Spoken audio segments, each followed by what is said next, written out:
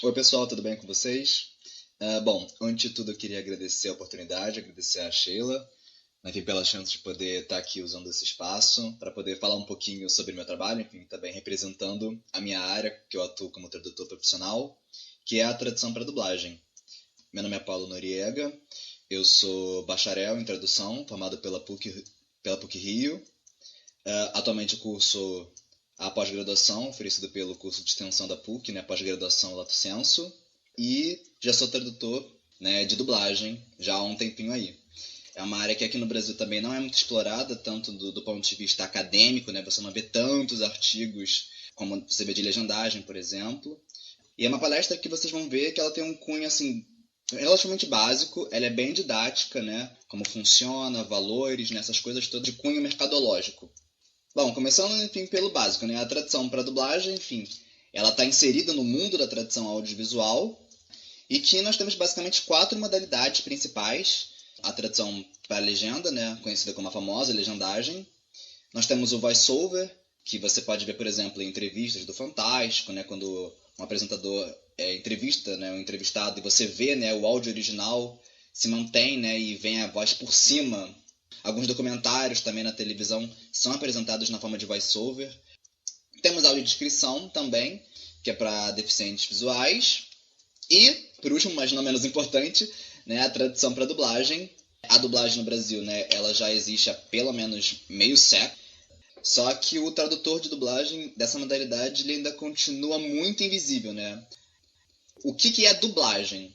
A dublagem nada mais é do que a substituição das vozes presentes em produto determinado, original, por outras. Então, nós vamos pegar aquele filme, aquele documentário, aquela animação, etc., né, que vem na língua, pode ser o inglês, o francês, o espanhol, enfim, o que for. Todas essas falas, né, elas vão ser traduzidas e adaptadas para a língua de chegada, que no caso é o português. E quem vai dar vida, né, a essa tradução e essa adaptação são os dubladores, né, que são os profissionais dessa área. Outra coisa também é, afinal, por que existe dublagem, né? E basicamente ela existe por dois principais fatores, né? É para realmente ter uma maior apreciação visual do produto, né? Porque o que acontece? A legendagem, né, ela também existe porque parte do pressuposto, né, que várias pessoas não sabem falar a língua original daquele filme, do filme, do documentário, do desenho, ou o que for. Então criou-se a legendagem, né, primeiramente, para tentar suprir isso. Mas aí o que acontece? É óbvio que se você precisa ler a legenda, já que você não entende a língua que está sendo dita naquele filme, a sua atenção ela vai ficar dividida. Você vai ficar boa parte do tempo mais lendo do que vendo, de fato, né? Então a sua atenção se divide. E a dublagem você tem a atenção 100% focada nos recursos visuais que estão sendo passados, né? A sua atenção não é dividida com absolutamente nada. E o segundo fator é que a legendagem ela acaba, né, deixando um certo público, né, vindo de fora, né, que no caso seriam os analfabetos funcionais, os deficientes visuais, né, e as pessoas que acompanham as legendas com uma dificuldade maior, né, que basicamente são os idosos, né, que o tempo de leitura deles com o tempo, né, passa a ser cada vez menor, e as crianças muito pequenas, né, em fase de alfabetização. Então a dublagem ela foi criada com esse intuito, né, e no Brasil o que tem se visto cada vez mais é uma demanda maior, né. Bom, isso aqui é só uma curiosidade, né, sobre as melhores dublagens do mundo, né. Isso se vem através de comentários das próprias distribuidoras, também em artigos você encontra menções, né, que o Brasil, na verdade, muitas pessoas xingam a nossa dublagem, mas ela, na verdade, ela configura como realmente uma das melhores do mundo. O que seria mais ou menos o terceiro lugar, né, em segundo lugar viria a dublagem italiana, em primeiro lugar a França. Mas o Brasil, de um modo geral, ele tem uma preocupação muito grande com a qualidade da dublagem, né? Isso já desde sempre é uma preocupação que, na medida do possível, se mantém. Mas é óbvio que cada produção é uma produção e também existem estúdios de dublagem e estúdios de dublagem, né? Se é que vocês me entendem. E continuando, o que compõe afinal um produto dublado, né? Por que realmente a dublagem ela é complicado realmente de você assim, encontrar, você conseguir casar, né, os elementos de uma produção dublada e você poder chegar e falar, nossa, esse produto dublado é bom, eu gostei. Porque ele envolve três etapas, né, vamos colocar assim, e que as três têm que estar em completa sinergia para que esse produto dublado você possa comprar a ideia dele. Porque a dublagem, enfim, nada mais é do que um pacto que você faz, de que naquela 1 hora e meia de filme ou naquela meia hora de desenho, você se propõe a acreditar que aqueles atores ou aquela animação, etc., foi concebida em português, né? Enfim, em bom português, né? Um português também que te convença. E o que acontece? Esses três blocos, essas três etapas, no caso, são: tem que ter uma boa tradução, que é onde todo o processo começa, né? Uma vez que o produto chega no estúdio, começa com a figura do tradutor de dublagem. Então, e já na própria tradução também tem que ter três grandes preocupações do tradutor. Ele tem que encontrar boas soluções, por exemplo, então se for uma série de direito, em tentar encontrar os termos corretos do direito, né, brasileiro. Se for uma série de medicina também, as doenças traduzidas de forma correta, os instrumentos médicos de forma correta, esse tipo de fator, né? Então ter um cunho tradutório o mais certo possível, mais acertado possível. Você tem que ter um texto fluido, porque tem que lembrar que é uma modalidade de tradução que vai se repercutir na oralidade. O texto ele vai ganhar vida na voz dos dubladores. Então é importantíssimo que o tradutor ele conceba essas falas da forma mais fluida e natural possível. E no script também de dublagem, no arquivo que nós criamos, ele tem que ter uma boa sinalização.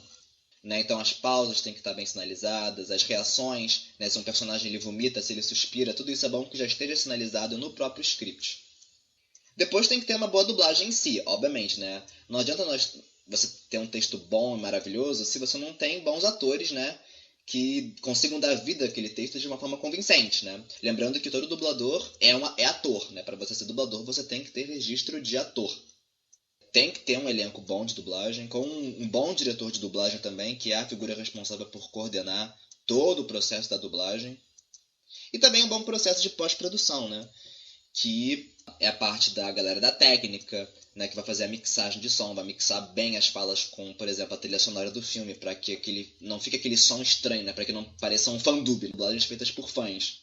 Então, o estúdio tem que ter um bom aparato tecnológico, né, para poder fazer, vamos dizer assim, a magia da abstração de uma forma bem feita. Aqui a gente começa o segundo bloco, a história da dublagem. Né? O começo de tudo, obviamente, foi com os filmes falados. Né? Mas, assim, o consenso que se chega é que, assim, em 1927, o filme The Jazz Singer, né, em português, o cantor de jazz, ele tinha alguns atores falando nele.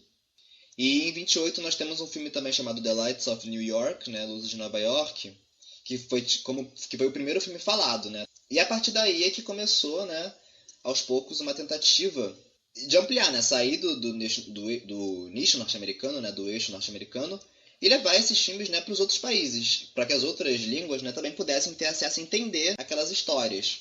E houve várias tentativas iniciais, houve tentativas assim de, por exemplo, você recriar o filme completamente, por exemplo, refilmar o filme todo, por exemplo, em francês.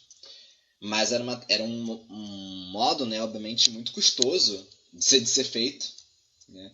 Então, com o passar do tempo, veio a legendagem inicialmente, mas pelas razões que nós já mencionamos depois, veio a dublagem, né? Porque começaram a inserir nos filmes, né, um mecanismo para que o áudio pudesse ser substituído por outro áudio, que é o que falei no começo, que é o que implica a dublagem, né? Você substitui o áudio original por um áudio para o qual, né, o filme vai ser traduzido. Começaram a inserir isso nos filmes, né, o que permitiu, então, o advento da dublagem, né, enfim, graças a esse recurso que foi implementado. E aqui no Brasil, né, como é que foi esse advento? Foi com ela, enfim, vocês estão vendo aí pela imagem. O primeiro filme dublado no Brasil foi Branca de Neve e os Sete Anões, em 1938, né, se eu não me engano, um ano depois da estreia do longa nos Estados Unidos, que foi, né, enfim, o primeiro longa de animação, né, da história do cinema, e até hoje é um clássico, não só um clássico da própria Disney, como também um clássico do cinema, né, de modo geral, que tem um marco histórico muito importante. A primeira dublagem, na verdade, ela foi feita no estúdio Cinelab, no Rio de Janeiro. E por que eu falo primeira, né? Muitos não sabem disso. Mas essa versão, a versão que a gente vê, pelo menos foi a versão que eu vi quando era pequeno, e muitos também que estão vendo também devem ter visto, e é que se perpetua até hoje, na verdade é uma redublagem. A primeira versão de todas, que foi essa de 38, a Branca de Neve foi dublada pela Dalva de Oliveira, uma cantora famosa da MPB. A Globo até fez uma minissérie falando sobre ela, da Alveira e Velto. Só que essa versão está extinta, ela acabou se perdendo. E houve uma redublagem na década de 60, que é a versão que eu vi quando era pequeno, e que muitos de vocês viram, e é que está até hoje. E quem dubla, enfim, é uma outra dubladora famosíssima, chamada Maria Alice Barreto, que foi uma radiatriz muito famosa. E a feita de curiosidade, né, no governo do Jânio Quadros, né, a dublagem passou a ser obrigatória na televisão. Acabou contribuindo para o advento, o surgimento de novos estúdios. As pessoas geralmente perguntam, uma das primeiras coisas é quanto ganha, né? Como é que se dá a noção do valor. No ramo de tradução para dublagem, nós ganhamos por minuto de produto audiovisual rodado. Então, supondo, se você traduz um episódio de uma série, tem 40 minutos de duração. Aí você pega esses 40 minutos e multiplica pelo valor do minuto do estúdio. O valor mínimo de mercado, gente, é R$ 5 por minuto. E pode haver variação para cima e para baixo, mas assim, o piso é R$ 5 um minuto. Abaixo disso não é o que se vê. Então, enfim, acho que é sempre bom ter essa noção. Em São Paulo o valor chega a ser maior. 2 minutos de filme só mostrando paisagens e etc. Ninguém falou nada. Eu sou descontado? Não, você não é descontado. Esse valor, ele entra, você vai ganhar por ele. Então, o que acontece? Você tem filmes que você se beneficia disso, tem filmes que não tem. Eu já traduzi filmes que não tinham tantas falas assim, às vezes ficava 5 minutos sem falar nenhuma, e eu recebi por isso, e também já fiz filmes e séries que fala do começo ao fim. Bom, é um processo mais caro do que a legendagem, né? Geralmente, quando vocês veem aquelas tabelas comparativas, envolve mais pessoas, né? Envolve mais agentes na cadeia. Por isso que é um processo mais custoso do que a legendagem, porque você tem que pagar o tradutor, o diretor de dublagem, os dubladores e todo mundo que fizer parte da pós-produção, né? Quem tá ali junto com o diretor na parte da técnica, ajustando as falas, e depois quem vai fazer a mixagem de som. Tanto a dublagem quanto a legendagem são traduções de cunho restritivo, né? Nós não temos todo o espaço do mundo. A legendagem tem a questão dos caracteres, né, ali. E a dublagem, a máxima, é a boca do personagem, né? Geralmente você consegue manter um pouco mais de conteúdo do que a legendagem de modo geral. Não tem como a gente encaixar o texto 100% dele, então você tem que moldar aquela fala para o português de modo que, na medida do possível, o sentido não se perca, ou se ele se perder, seja uma perda a menor possível para poder caber na boca do personagem. Obviamente respeitando a ideia, né, a intenção original que aquele personagem queira passar. Enfim, agora eu vou falar um pouquinho da cadeia, né? Como é que funciona a cadeia da tradução para dublagem, né? Desse ramo como um todo. Começa com o cliente, né, lá fora. São as distribuidoras, né? Então podemos citar Warner, Disney, Nickelodeon, né? Enfim, tantas outras. Muitos dessas distribuidoras que eu falei, elas já têm os seus estúdios mais ou menos fixos, né? Os grandes filmes, né, as séries, de modo geral, as animações são dubladas ou aqui no Rio de Janeiro, né? Enfim, ou em São Paulo. E o que acontece? O cliente ele decide então para onde ele vai enviar o produto dele, e o estúdio ele encaminha para o tradutor de dublagem, né? Cada estúdio já tem, né, os seus tradutores, né, no banco de dados, né, mandam um e-mail, né, geralmente, ou ligam para você. E o tradutor de dublagem recebe aquilo, ele traduz, né? Eu vou explicar mais um pouco para frente também nessa parte do trabalho em si do tradutor, né? Mas após a tradução, o tradutor ele envia para o estúdio, né, de volta por e-mail, onde o diretor de dublagem vai receber essa tradução. O diretor ele vai escalar o elenco de vozes para a realização daquela dublagem. Depois disso, né, dessa escalação feita, né, os dubladores já agendam seus horários, né? Eles vão para o estúdio, dublam suas falas, hoje em dia de forma individual, porque antigamente os dubladores eles se reuniam numa mesma sala, né? Era um canal único, então todos os dubladores tinham que se unir numa mesma bancada para poderem realizar o processo todo de dublagem. E vamos supor que numa cena tivessem 8 pessoas falando, então todos eles tinham que dublar, né? Fala a sua fala agora, depois cada um ia falando da sua fala, né? Cada um tinha a sua ordem, e se o último errasse a fala, tinha que voltar tudo de novo. Hoje em dia não é mais assim, o processo hoje em dia é bem mais automatizado, né? As falas são individuais, né? Os dubladores estão com a tradução na frente deles, né? Estão com o vídeo também. São os dubladores junto com o diretor vai dando as coordenadas da interpretação dos dubladores. Então os dubladores vão, né, fazem o trabalho deles. Depois que o produto ele é dublado, né, o filme ou o que for, ele passa pela edição, pela mixagem de sons, né, que é o processo de pós-produção que eu já tinha mencionado. E por fim, o estúdio encaminha depois para a transmissão, né? Manda para a distribuidora ou para o canal que de repente encomendou uma dublagem. E vem o produto, qualquer coisa que eventual de erro que ainda tem, algum erro de tradução muito gritante, ou às vezes o som pode ter saído um pouquinho sujo, alguma coisa assim, volta para o estúdio. É o que a gente chama de retake, né? Então aquela cena tem que ser refeita. A censura, ela na dublagem, ela é bastante frequente de se ver, e tanto no cinema quanto na televisão. O que acontece é que, assim, existem fatores que, por parte do cliente, que vão determinar o quão aquilo vai ser censurado ou não. Os canais, também, por si só, eles já têm certas posturas, né? A programação, de modo geral, que vai passar lá. Se é o interesse de passar um filme, por exemplo, na sessão da tarde, que crianças vão estar assistindo, possivelmente a dublagem não vai ter os xingamentos, né? Enfim. E quanto mais tarde aquele produto for exibido, a tendência de censura é menor. Então essa questão da censura está muito acoplada a isso. É a questão do horário que o produto vai ser passado e também a questão também de ideologia do próprio canal. Por exemplo, a Nickelodeon e a Disney possuem uma lista de palavras proibidas.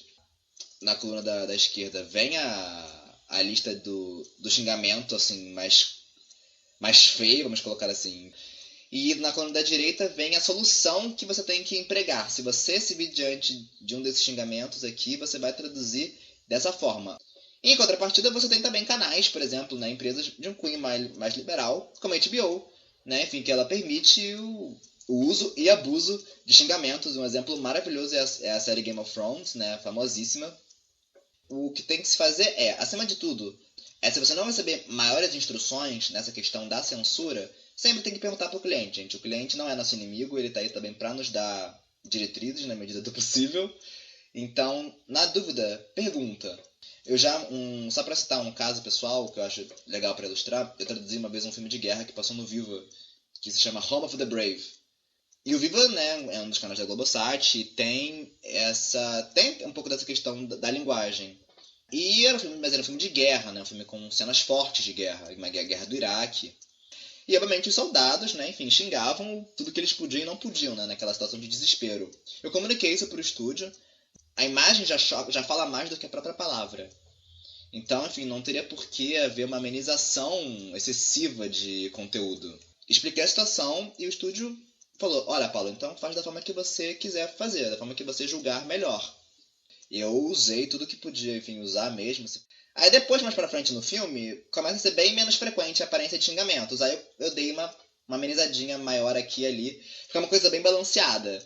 Né? Mas o importante é sempre tentar, na medida do possível, não descaracterizar aquele produto, né? Não deixar aquilo se perder. Bom, então como é que se dá o processo, né, da tradução para dublagem? Em condições ideais, o que acontece? O tradutor ele vai receber o script, né, com a transcrição das falas do produto no idioma original, que no meu caso é o inglês, né, eu só traduzo do inglês. Então ele vai receber esse script com essa transcrição das falas, juntamente com o vídeo do produto a ser traduzido. O vídeo, ele sempre vem. E é o vídeo que manda. Porque o script ele pode vir com erro, ele pode vir com fala faltando, ele pode vir com fala trocada de personagem. Então, a máxima realmente é o vídeo, não é o script. E da legendagem, tal como na dublagem, a máxima também é o vídeo, né? Com esse recebimento de material, vai ocorrer então o quê? A criação de um arquivo de tradução para dublagem, que no caso é um arquivo em Word mesmo, né? Cada estúdio tem mais ou menos tem o seu modo, né? Tem o seu modelinho, então você pode pedir para o estúdio o modelo deles. E a essência é basicamente a mesma. Existe uma coluna da esquerda do documento que você vê o nome dos personagens à esquerda e as falas deles à direita. E aí começa o processo em si, né? Munido desse modelo, né? Enviado pelo estúdio, munido do vídeo e munido do script, você vai começar o processo. E não existe uma forma melhor ou pior de se fazer, cada um tem o seu método. E, obviamente, no decorrer desse processo, aí começam a entrar as preocupações que permeiam as outras áreas também. Que, no caso, o tradutor ele tem que se preocupar em pesquisar o que for pertinente, o que ele não souber, adaptar o que ele julgar ser necessário, e, obviamente, sempre lembrar que aquele texto que ele está concebendo ali, ele vai ser lido. Que geralmente, quando eles recebem o texto, eles reclamam muito que as falas elas costumam vir muito travadas, porque, enfim, pelas mais diversas razões. Às vezes é porque o tradutor ele veio já de uma outra área, de uma área técnica, por exemplo, então que tem uma coisa mais truncada. Porque a dublagem, realmente, se comparada com algumas outras áreas, realmente ela tem uma liberdade maior nesse ponto. E muitos diretores eles falam isso, que eles não veem muita naturalidade. Então, essa é uma preocupação assim, máxima que o tradutor dessa modalidade ele tem que ter do princípio ao fim. Pô, tá natural, não tá? Vou trocar. O recurso visual também ele vai te dar uma boa dimensão Você vai sentir aquele personagem, você vai sentir a intenção que ele está te passando, e isso te ajuda muito na questão de você conceber de como você vai adaptar aquela fala para o português. E você fazendo a revisão, então, se preocupando com essa fluidez, e aí nela você vai marcando, né? As pausas de fala, as reações dos personagens, e também estimar as falas, né? Que também isso, assim, que é a parte técnica, né? Assim, é a parte técnica mesmo do processo. Assim como a legendagem também tem a questão de você minutar, né, a entrada de fala e a saída de fala, quando eu estou revisando, né, eu tenho que simular todos aqueles personagens, fingindo, né, que eu sou o dublador, né, colocando a intenção para tentar não só ver a questão da fluidez, como também estimar esse tamanho. Então, porque se você traduzir diretamente, tudo assim, integralmente, pode ter certeza de que vai dar problema no estúdio. Os dubladores vão ter que rearranjar todas aquelas falas lá mesmo no estúdio. Isso é uma observação, né? Porque aqui no Brasil o tradutor ele já tem essa figura de traduzir e adaptar, né, ao mesmo tempo, né? Então, não só adaptar essa questão labial, como eu disse, ter essa preocupação, como também a questão de, obviamente, tem o trocadilho, tem a piada, você tem que já fazer uma adaptação, né? E entra todo um trabalho de criatividade de como você vai fazer isso. Mas na Europa, de modo geral, existe uma figura intermediária entre o tradutor e o diretor, que é o dialogue writer ou adaptateur, que justamente é a pessoa que vai se preocupar na questão da adaptação mesmo. O tradutor, de modo geral, ele só se preocupa com a parte bruta. E como é que eu inicio esse processo, né? Como é que se dá o começo? Você recebeu o produto, tá. E o que acontece? Bom, você tem que fazer uma análise, né? Não só, enfim, na dublagem, como na legendagem, no ramo literário também, enfim. Você sempre tem que analisar aquele produto que chega na sua mão, né? Sempre. Então, no caso, por exemplo, você recebeu um filme, você vai analisar a época dele. E ele é o quê? Ele é algo que se passa em épocas passadas? Enfim, são anos atrás? Séculos atrás? Ele é um filme bíblico, de repente? Então você vai ter que ter uma preocupação especial com a linguagem que você vai utilizar. Ah, não, ele é um filme atual, tem muita gíria, é um filme de ficção científica, tem muita invenção de termos, de repente, muitos neologismos que foram criados. Você tem que analisar o contexto, né, gente? A gente sabe que tradução é contexto, né, o tempo todo. Do onde, o local onde aquele filme se passa, ou aquela animação, enfim, o que for, ele vai influenciar, né, na escolha do vocabulário que você vai usar. Ah, você passa num lugar mais na periferia, ou não, nas grandes metrópoles. Tomar cuidado com o registro que você vai usar, né? Então, ficar atento à questão da variedade de registro presente naquele longa, né, daqueles personagens que são apresentados a você.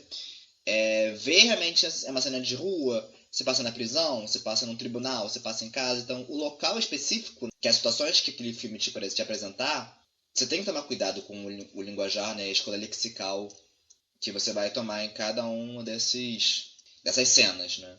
E o quem, né? Então, analisar aqueles personagens, o que caracteriza aquele personagem, qual que é a essência dele. Ver o que faz aquele personagem ser o que ele é, vou recriar isso para o português. Né? E também tomar cuidado também que o mesmo personagem ele também pode mudar o registro, dependendo da situação.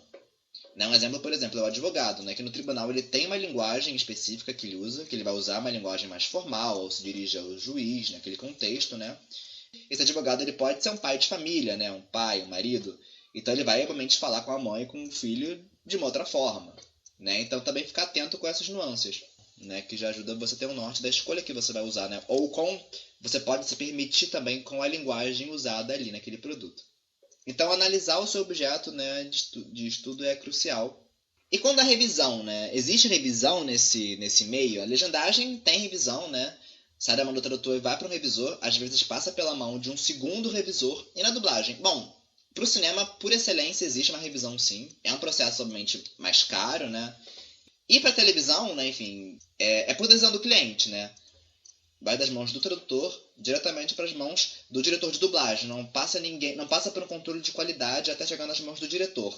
Então, geralmente, não tem, como eu falei, uma figura de controle de qualidade entre o tradutor e o diretor. E por não haver geralmente isso, o tradutor de dublagem ele tem que ter muita consciência das escolhas que ele está fazendo. E mesmo assim, passa às vezes erros, né? Então é muito importante o tradutor de dublagem ele ter essa conscientização, né, do trabalho dele. O tradutor, obviamente, qualquer modalidade, ele tem que ter noção, né, do que o seu trabalho implica, né? Bom, e os instrumentos de trabalho que nós temos, né? Bom, primeiro de tudo é o Word, né, como eu já mencionei. É um arquivo que é montado em Word, né? Isso em curso, né? Como a gente vai falar mais pra frente. Vocês vão ver, enfim, como é que se cria esse arquivo, como é que é esse arquivo. Né? Mas é uma Microsoft Word. Bons dicionários, né? Sempre, isso para qualquer modalidade de tradução também, tanto em papel quanto os virtuais, né? Que hoje em dia tem tantos, né? Os contatos, né, com os amigos de outras áreas é sempre bom, principalmente quando cai uma série de medicina, uma série de direito, por exemplo. Eu, por exemplo, eu sou um dos tradutores atuais de Law and Order, né? O Law and Order original, ele é dublado em um estúdio aqui no Rio de Janeiro. Eu fiz um curso de tradução jurídica antes mesmo do Law and Order cair na minha mão, então me ajudou muito, obviamente. Eu também me indicaram bons dicionários. Tem uma amiga minha também, a Marcela, que ela traduz a série junto comigo, e ela é advogada, e ela me ajuda. Então, assim, a gente nunca deve desmerecer, né? E sempre bom nutrir contatos, né? Nas mais diversas áreas possíveis, porque a gente nunca sabe o que vai cair na nossa mão, né? A verdade é essa, né? Um dia pode um filme cair um filme medieval, no outro dia cai um desenho, no outro dia cai uma série médica, uma série de direito, a gente nunca sabe, né? Então o tradutor do audiovisual como um todo, ele tem que estar o mais preparado possível. Ele tem que tentar saber um pouquinho de cada coisa, ou pelo menos saber bem como pesquisar e a quem recorrer, caso caia alguma coisa de um assunto muito desconhecido para ele. E obviamente tem que ter um bom conhecimento da língua estrangeira, né? Mas, acima de tudo, um ótimo conhecimento da língua para a qual você está traduzindo. Isso é uma coisa que as pessoas têm martelado muito e que é a mais pura verdade, gente. A língua estrangeira a gente sempre pode pesquisar, mas o português é que a gente tem que ter o máximo de domínio possível. De todas as variantes, os registros, porque como a gente lida com questão de oralidade, isso é muito importante. Sempre. Então, assim, é importantíssimo nós termos um domínio máximo do português. E sempre aprender. E isso agora são alguns termos, né, que são comuns nessa área da tradução e na dublagem como um todo. Bom, tem o script, né, como eu já falei, tem o script que chega pra gente, né, o script original, e o script que a gente cria, né, que a gente manda pro estúdio. Tem os anéis, né, em São Paulo e os lupos no Rio de Janeiro. Também existe essa diferença de nomenclatura, né? Se fala de forma diferente. Então, o que é um anel e o que é um loop, né? São trechos de mais ou menos 20 segundos daquele produto audiovisual que o diretor de dublagem ele faz, né? E é dividindo o filme, o produto audiovisual que for, em loops, que vai dar no final o quanto o dublador vai ser remunerado, né? Quantos loops aquele personagem aparece. Em cima disso, o dublador vai receber, né, o que tem que receber. Tem o ME, né, que é o Music in Effects, que é a trilha sonora, né? Enfim, alguns scripts sinalizam isso. Tem o mapa, né, em São Paulo, e o espelho aqui no Rio de Janeiro, que é a relação daqueles personagens que aparecem. Então, no final da sua tradução, você vai colocar uma tabela todos os personagens que foram aparecendo, desde os principais até os secundários, né? Nós temos os letreiros também, que nada mais são do que, por exemplo, aquela manchete de jornal, ou aquela placa, né, de rua, ou um bilhete. E às vezes você vê aquela voz invisível, né, que as pessoas brincam, aquela voz invisível que narra o que está escrito ali, ou às vezes é o próprio personagem, né? Se a gente vê, por exemplo, uma personagem, vamos dizer, sei lá, Alex, por exemplo, ela tá lendo um bilhete, então vai sair com a voz da Alex, ela lendo o bilhete, né? Então isso é um letreiro. Tem o time code, né, ou a minutagem, todo produto nós recebemos isso. Alguns estúdios pedem para que o tradutor minute tudo, outros não, outros pedem para que minute só as coisas principais. Isso também varia de estúdio para estúdio, mas é por isso que o time code ele sempre vem, né? Você vai pausar a cena, né, vai ver o comecinho daquela fala e você vai assinalar ali do lado do personagem a minutagem daquela fala. E você tem que ver com o estúdio se você vai ter que minutar tudo, se você vai minutar só uma parte, as coisas principais. Tem os vozeris, né, que são aquelas cenas de restaurante, né, enfim, aquele burburinho de fundo. Eles têm que ser sinalizados. As reações dos personagens também, se ele grita, se ele chora. Os personagens, eles podem estar em on e off. Geralmente a gente sinaliza só que está em off, né? Se você não sinaliza que está em off, é porque automaticamente está em on. No caso, ele está aparecendo, né? Aparece a boca dele se mexendo. Em off pode ser o narrador. Às vezes o personagem ele tá falando, mas a boca dele não está aparecendo. Então, nesse modo, quando isso acontece, por exemplo, a gente sinaliza que está em off. Porque aí o que acontece? Dependendo do caso, o dublador ele pode adiantar a fala dele, ele pode até passar um pouquinho, porque como o telespectador não tá vendo a boca do personagem, então você pode usar desse artifício. É um artifício que se usa na dublagem. As pausas também. Essas pausas elas vão sendo colocadas, também é bom que se coloque. E o sincronismo labial, né, que é o lip sync, que é uma preocupação que o tradutor tem que ter. E a relação, né, a relação tradutor e estúdio, né? Como é que se dá? Estúdio, né? Leia-se o diretor e os dubladores. É uma relação que não existe, assim, praticamente.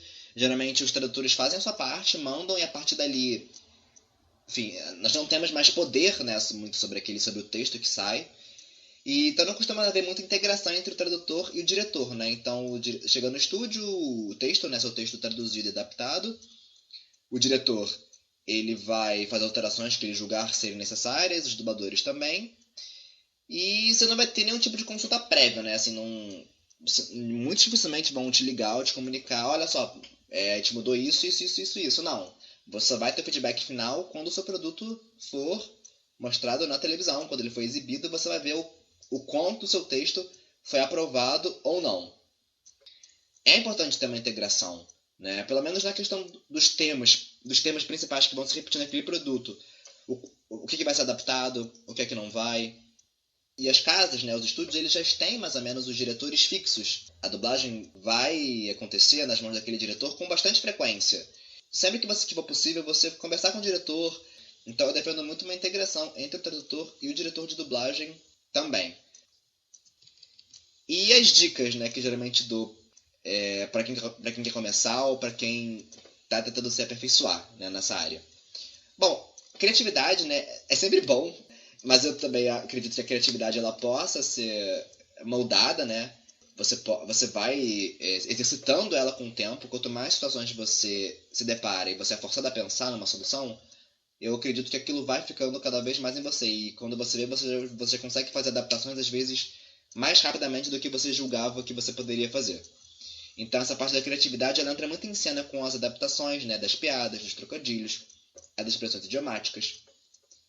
Experiência de audiovisual, ver como é que a dublagem também flerta com as outras áreas um pouquinho, com a legendagem.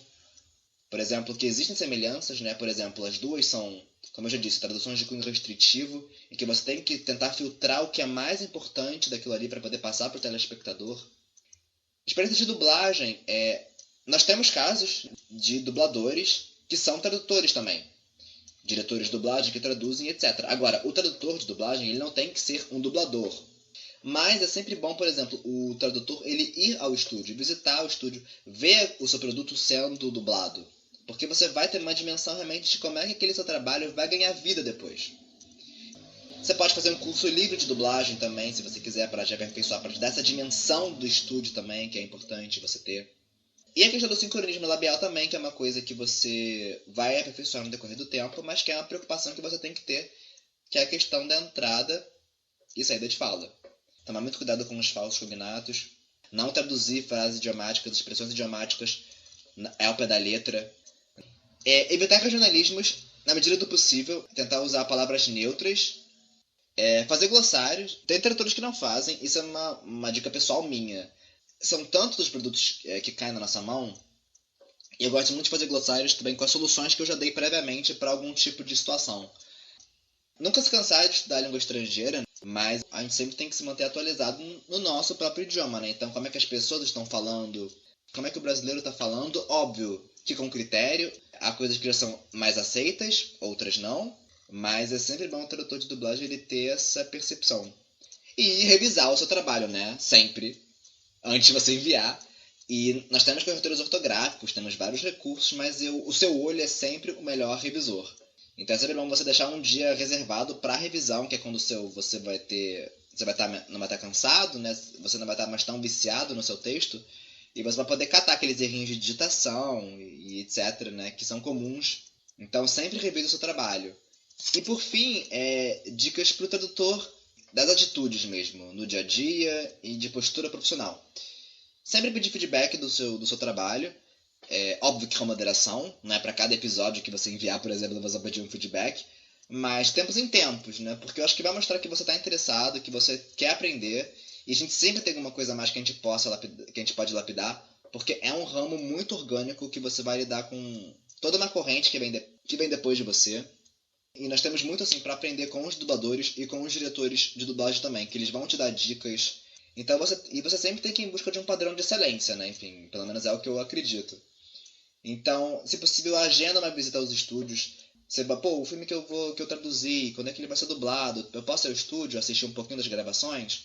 E aí que você vai ter essa troca mais intimista com o diretor de dublagem, você pode pedir um feedback para ele, e você vai ter essa dinâmica de estúdio, como é que aquilo funciona. Vai ajudar você a aperfeiçoar cada vez mais o seu trabalho. Faz amizade, enfim, eu conhecer os dubladores, né, pelo menos. E, como eu falei, trocar experiências, né, enfim, dicas com eles.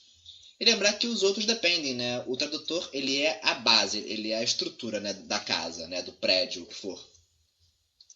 Então tem que ter uma base boa, sólida, para que aquele trabalho possa, daquele edifício, ele possa ser construído da melhor forma possível. Você faz parte de uma equipe, no final das contas, quando o produto for exibido na televisão, não vai ver o seu texto muitas vezes 100% reproduzido, como ele saiu, mas se você tiver todas aquelas preocupações que eu já mencionei no decorrer dessa palestra, você vai conseguir sim ver muito do seu trabalho reproduzido ali. Se você conseguir fazer um texto legal, um texto bacana, um texto fluido. Eu falei, e a tradução ela é um dos pilares, né, como eu já mencionei, de um produto dublado. Então, enfim, lembra que você faz parte de uma equipe, que você vai ver uma parte do seu trabalho ali. Mas que você tem que ter consciência de que você fez aquilo da melhor forma possível. E o que acontece, né? Atualmente o que a gente vê é o seguinte, né? Que tem tradutores que não são capacitados para exercer essa função, né? De traduzirem para dublagem, mas existe um motivo, né? E qual que é essa razão? É porque não tem quem os capacite. Houve um aumento de demanda, mas não houve um aumento de capacitação na mesma proporção. Se nós compararmos novamente, de novo, com a legendagem, tem vários cursos de legendagem, né, de tradução para legendagem que nós vemos. Aqui no Rio tem vários, cursos ótimos, inclusive. Mas para dublagem não tem na mesma proporção. E é uma coisa que eu espero daqui a um tempo ver isso mudar. Né, ver a dublagem ganhando uma importância maior. O grosso dessa lista, na verdade, são cursos de dublagem, cursos para os atores, né, que querem se tornar dubladores. Também servem para os tradutores também de dublagem que querem se aprimorar, querem ter essa dinâmica de estúdio, entender como é que funciona, então eu recomendo que façam algum desses cursos. Mais curso de tradução para dublagem mesmo, que foquem em todas essas questões que eu mencionei, e muito além, é de uma profissional que você já deve ter ouvido falar, mas para quem nunca ouviu falar, vai conhecer agora, que é a Dilma Machado. Eu fiz o curso da Dilma, né? Eu fui da primeira turma de todas, quando eu estava ainda na época da faculdade, quando eu estava na PUC cursando letras lá.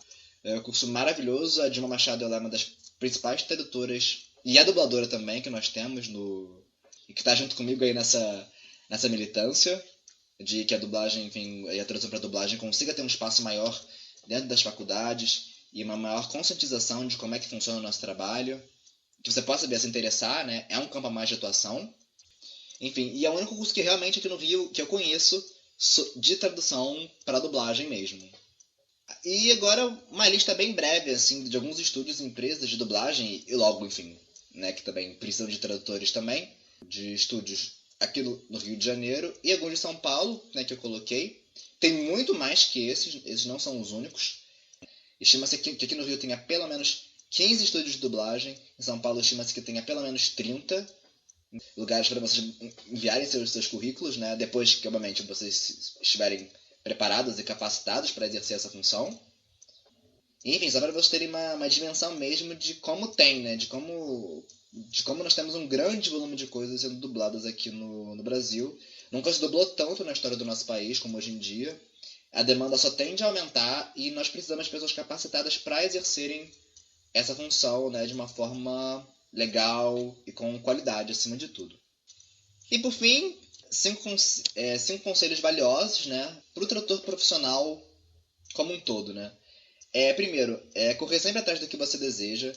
Sempre investigar ao máximo a área de interesse, né? Então hoje em dia nós temos blogs de tradução, blogs maravilhosos, informativos das mais diversas áreas, de área geral, de área literária, de área só de legendagem, enfim.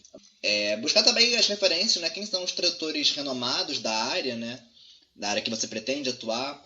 Então, pelo LinkedIn você pode encontrar os perfis, pelo Facebook nas páginas, né? De tradutores. Nós também temos, enfim, esses tradutores renomados atuantes e nessas páginas também. Mostrar sempre prestativo, né? que você sempre quer aprender mais e mais, que você quer crescer como profissional, então pedir feedbacks é muito importante, sempre. Você também saber as consequências de aceitar um trabalho, né, o compromisso que você assume, saber dialogar com o cliente, né, sempre a questão da flexibilidade, e investir, né, sempre investir em você, você fazer cursos profissionalizantes, assistir palestras, e sempre investir em contatos, né, da área, indo em congressos, principalmente. A gente tem muita troca nos congressos, né, que eu vou. E em termos de referências bibliográficas, assim, tem muito poucas referências bibliográficas em português de tradução para dublagem e de dublagem em si. Agora para quem quiser de um cunho mais teórico, por exemplo, tem o Frederick Shaw, né? Se vocês digitarem no Google Frederick Shaw, vocês vão encontrar vários artigos dele. Ele é um dos principais teóricos que nós temos assim na Europa. Ele é professor da University College of London, que ele ensina tradução de visual lá, junto com o Jacinta, que também é um grande tradutor, mas ele é da área de legendagem. Então tem vários artigos escritos pelo Shom também, que é uma grande referência na área. Mas para quem quiser outras eventuais referências bibliográficas eu posso dar, enfim, dicas também, o que for. Eu espero que vocês tenham gostado. É uma palestra bem básica, bem didática, mas eu espero que, enfim, tenha atiçado a curiosidade de vocês. Novamente agradeço a Sheila pela oportunidade e muito obrigado novamente.